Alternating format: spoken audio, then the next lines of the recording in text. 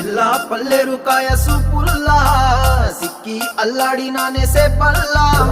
పసిడి పచ్చాని అరసే తుల్లా ధర పోస్తా ప్రాణాలు తానే అడగాల